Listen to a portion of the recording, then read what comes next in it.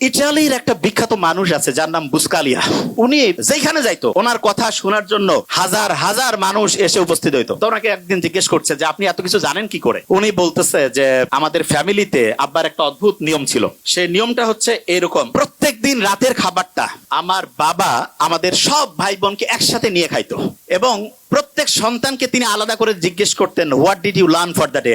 আজকের জন্য তুমি কি শিখছো? প্রত্যেককে বলতে হইতো। একজন যদি ঠিকভাবে বলতে না পারে যে আমি আজকে কিছু শিখি নাই, খাবার টেবিলে খাবার রেডি, এক এক করে সবাই উত্তর দিচ্ছে, একজন বলছে আমি ঠিক আজকে কি যে শিখছি বুঝতেছি না, বাবা বলতো খাবার একটু দেরি হবে, বই নিয়ে আসো, পড়ো, সবাই মিলে শিখি তারপরে খাবো। তা বুসকালিয়া বলতেছে যে আমরা যখন ছোট ছিলাম আব্বার এই অদ্ভুত আচরণে খুব বিরক্ত হইতাম যে কি টর্চার শুরু করছে আমাদের। তা প্রত্যেকদিন বিকাল বেলা প্রত্যেক ভাই বোন একজন আরেকজনকে বলছে তুই কি শিখছিস আজকে বল। একজন যদি কেউ না শিখে, কারণ ওর জন্য সবারে খাওয়া বন্ধ, পরে শিখতে হবে তারপরে খাবে, তখন প্রত্যেকেই একদম রেডি বসে সবাই বলা শুরু করে দিছে। এমন হয়েছে একসাথে কয়েকজন, তাড়াতাড়ি বলতে হবে, তাড়াতাড়ি খাইতে হবে, ছোট্টবেলায় যেটা হয়।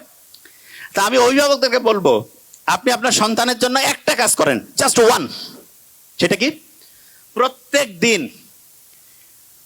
সে কি শিখছে সেটা আপনি শোনার চেষ্টা করেন। প্রত্যেক দিন কি শিখছে সেটা শোনার চেষ্টা করেন। এবং এক্ষেত্রে আমি সবসময় বলি, শোনার তো এখন টাইম নাই, টেকনোলজির কিছু ভালো ব্যবহার আছে। ছেলে মেয়ে দূরে পড়ে, কোনো সমস্যা নাই, একটা চমৎকার ডায়েরি তাকে কিনে দেন।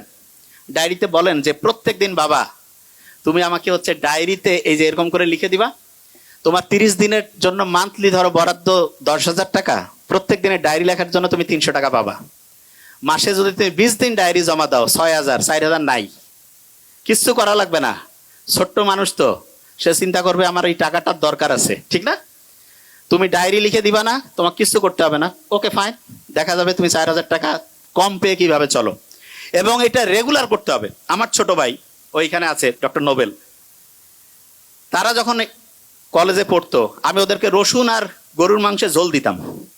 আমি মেডিকেলে পড়তাম, তা আমার বন্ধু, আমার রুমমেট যারা বলতো, দোস্ত তুই এরকম কেন রে, একটু গোস্ত দিবি। আমি বলছি না, এখন গোস্ত খাইলে ভবিষ্যতে গোস্তের কি আকর্ষণ সেটা থাকবে না। এই জন্য অনেকে আছে না, সন্তানকে সবকিছু দিয়ে দেয়, মোটেই না। আপনার যা কিছু আছে ওইটা যদি সন্তান বুঝেছে ওইটা ওর, আপনার সন্তান ধ্বংস হওয়ার সম্ভাবনা 99%। এই জন্য সন্তানকে কষ্ট করাইতে শিখবেন এবং এটা ম্যান্ডেটরি। এবং তাকে বুঝাতে হবে যে বাবা তুমি যেই ফ্যাসিলিটি পাচ্ছ এটা হচ্ছে এক্সট্রা, তোমাকে নিজে সবকিছু করে সামনে তোমার হিসাব, তোমার আমল তোমার হবে। আমার এখানে যেটা আছে এটা যে তুমি পাচ্ছ এটা তোমার এক্সট্রা দিচ্ছি তোমাকে।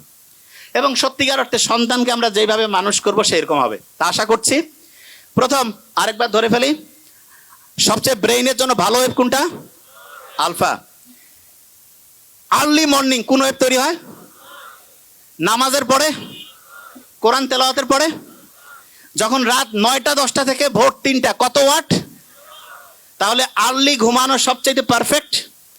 আর পড়ার জন্য সবচেয়ে সেরা সময় কোনদিন? Early morning. আর অন্য সময় পড়লে কোরআন পড়ি, নামাজ পড়ি, তারপরে 20 মিনিট পড়ি।